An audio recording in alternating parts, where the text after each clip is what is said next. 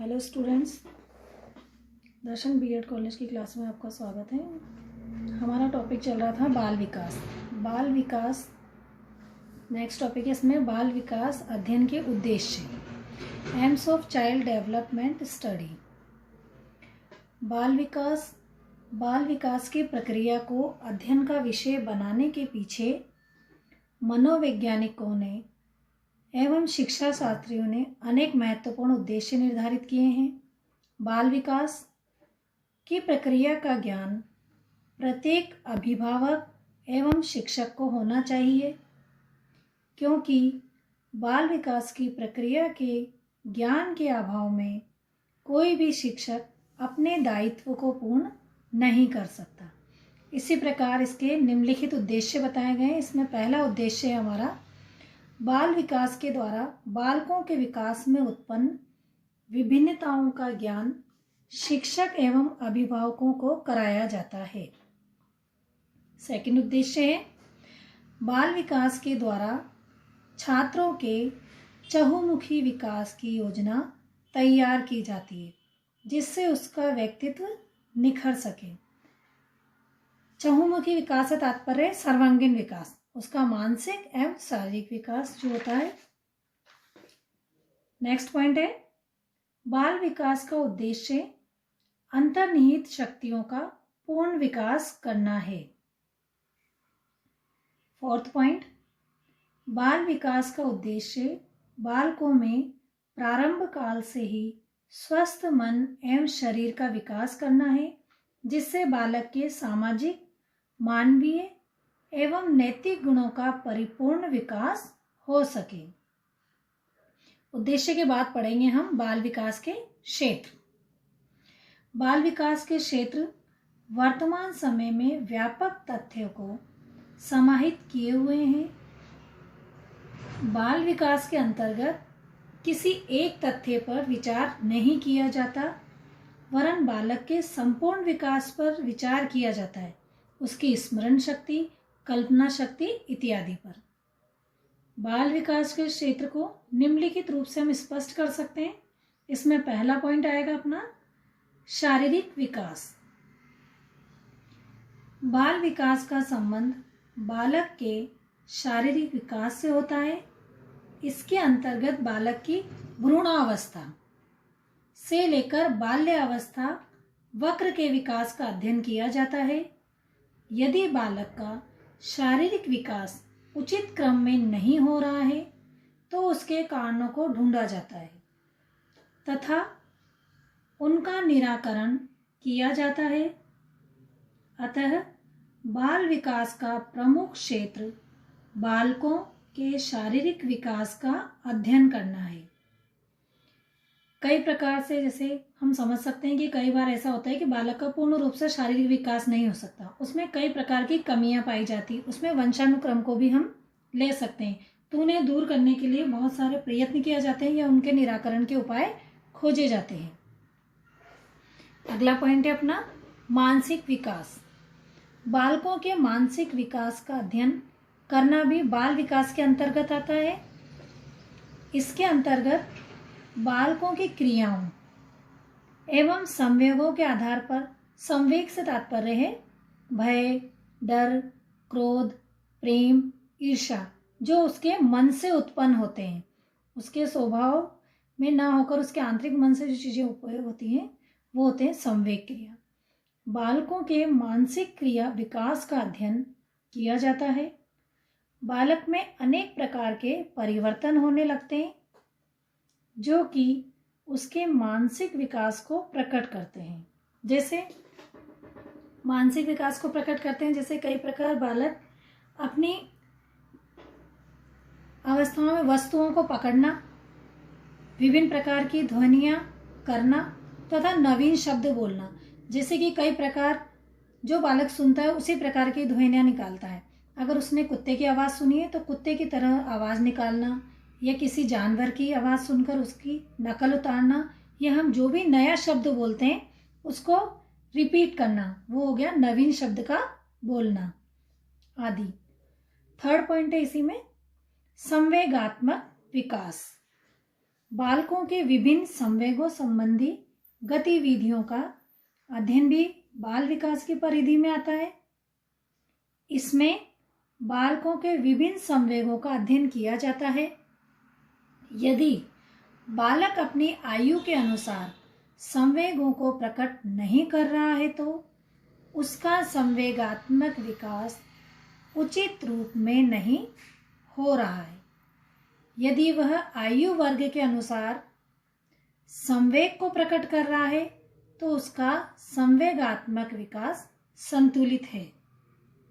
अतः इसमें बालकों के विभिन्न संवेग आते हैं, जैसे उत्तेजना, पीड़ा, आनंद, क्रोध, परेशानी, भय, प्रेम एवं प्रसन्नता आदि का भी अध्ययन किया जाता है। संवेगात्मक विकास से तात्पर्य है कि बालक में सभी प्रकार के संवेग होने चाहिए। ऐसा नहीं है कि वो किसी भी कार्य को कर कर आनंद का अनुभव नहीं कर रहा है, या कोई खेल या उसमें उसको आनंद का अनुभव नहीं हो रहा है। उत्तेजना या अग्रता, किसी भी चीज को जानने की उत्तेजना,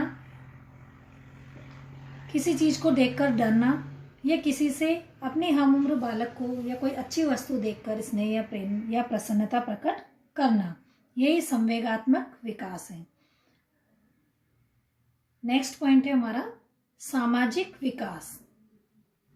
बालकों का सामाजिक विकास भी बाल विकास के क्षेत्र में आता है।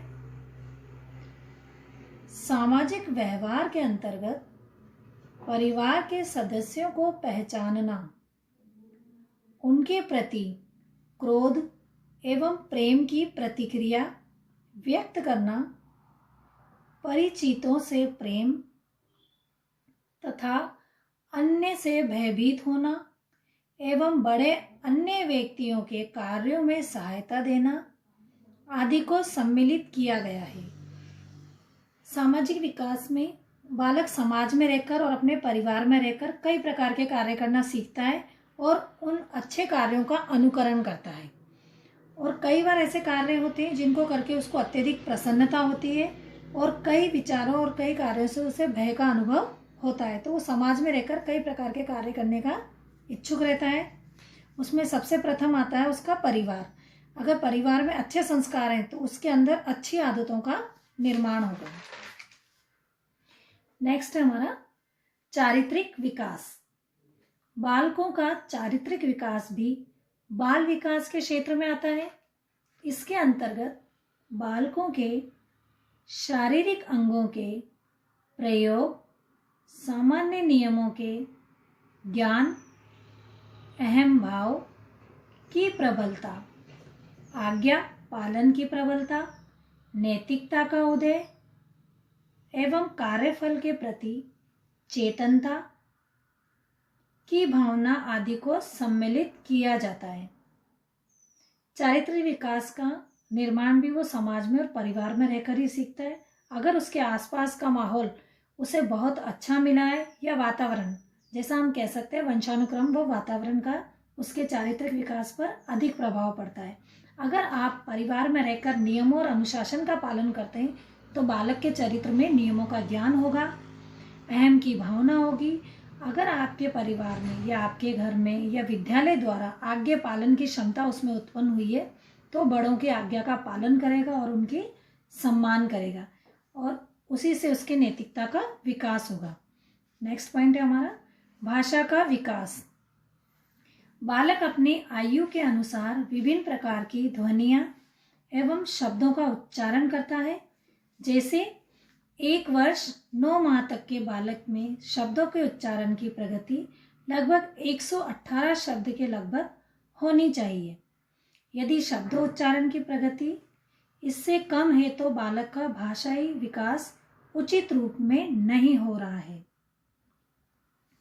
नेक्स्ट है सृजनात्मकता का विकास। बालकों का सृजनात्मकता का विकास भी बाल विकास की परिधि में आता है। बालक द्वारा विभिन्न प्रकार के खेल खेलना, कहानी सुनना तथा खिलौनों का निर्माण करना आदि सृजनात्मक योग्यता को दर्शाता है। नेक्स्ट है इसी में अगला पॉइंट, सौंदर्य संबंधी विकास। बालकों को अनेक प्रकार की कविताओं में सौंदर्य की अनुभूति होने लगती है। वह कविताओं के भाव को ग्रहण करने की चेष्टा करता है। जैसे वीर तुम बड़े चलो, धीर तुम बड़े चलो नामक कविता छात्रों में वीरता की भावना का संचार करती है। उसी प्रकार सौंदर्य की अनुभूति में हम जब बालक को कहानी सुनाते हैं तो उसमें उसे एक पात्र का निर्माण दे सकते हैं ताकि उसके अंदर वीरता, रस का भरपूर्ण विकास हो सके और उसमें देश प्रेम की भावना जागृत हो सके। नेक्स्ट पढ़ेंगे हम अगला पॉइंट हमारा, बाल विकास की उपयोगिता एवं महत्व। बाल विकास की उपयोगिता और महत्व को हमने इस चार्ट द्वारा समझा है। देखिए इसमें पहला पॉइंट है हमारा, बालकों के उचित शारीरिक विकास में उपयोगिता। अगला है मानसिक विकास। थर्ड है संवेगात्मक विकास, सामाजिक विकास, सृजनात्मकता का विकास, प्रभावी शिक्षण, उचित अधिगम स्तर, अपूर्ण शारीरिक विकास के कारणों का पता लगाना। ये एक महत्वपूर्ण बिंदु है इसका हमारे बाल विकास में टॉपिक में, क्योंकि अगर शारीरिक विकृतियां अगर व्यक्ति के अंदर होती है या बालक के अंदर होती है तो उसका ज्ञान उसके माता पिता को होना आवश्यक होता है। प्रभावी शिक्षण को विद्यालय से हम जोड़ सकते हैं। मानसिक स्तर के आधार पर शिक्षण विधियों एवं शिक्षण अधिगम सामग्री का प्रयोग किया जाए ताकि बालक का मानसिक विकास कुशाग्र रूप में विकसित हो सके। सामान्य नियमों ज्ञान विद्यालय में, जैसे खेलना, अनुशासन या नियम। बालक महत्वपूर्ण अनुशासन के नियम अपने विद्यालय से जुड़ने के बाद ही सीखता है। समय पर विद्यालय पहुंचना, जैसे कई प्रकार के नियम है, समय पर विद्यालय पहुंचना, समय पे उसका अपना वर्क पूरा करना, जो भी उसका गृह कार्य मिला है वो समय पे करना, वही अनुशासन के नियम है। खेल कई प्रकार के जो वो विद्यालय में रहकर सीख सकता है या खेल सकता है। प्राथमिक स्तर पर भी बाल विकास की उपयोगिता एवं महत्व यही है कि बालक के शारीरिक व मानसिक स्तर में बढ़ोतरी हो सके।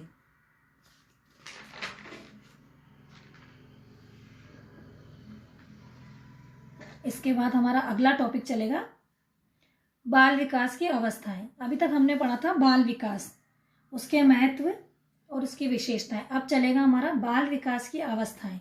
बाल विकास की अवस्थाओं को हमने 3 भागों में बांटा है। प्रथम अवस्था है हमारी शैशवावस्था, द्वितीय है बाल्यावस्था और तृतीय है किशोरावस्था। शैशवावस्था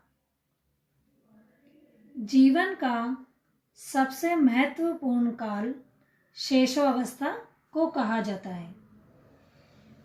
बालक निर्माण काल है। यह अवस्था 0 से 5 मतलब जन्म से लेकर 5 वर्ष तक की मानी जाती है। पहले 3 वर्ष पूर्व शैशवावस्था और 3 से 5 वर्ष तक की आयु को उत्तर शैशवावस्था कहा जाता है। तो शैशवावस्था को हमने 2 भागों में बांट दिया है।